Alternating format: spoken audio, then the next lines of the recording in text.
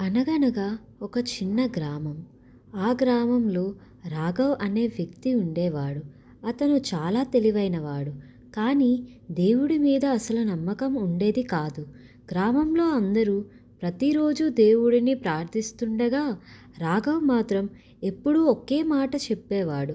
దేవుడు ఉన్నాడని మీరు అంటున్నారు. అయితే నాకెందుకు కనిపించడం లేదు?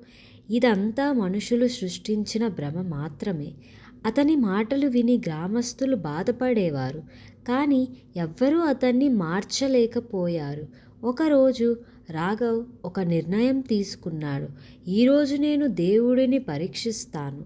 అతను నిజంగా ఉన్నాడంటే నాకు సహాయం చేయాలి. పరీక్ష ప్రారంభం. అతను ఒక అడవికి వెళ్ళాడు. అక్కడ ఒక పెద్ద చెట్టు కింద కూర్చున్నాడు.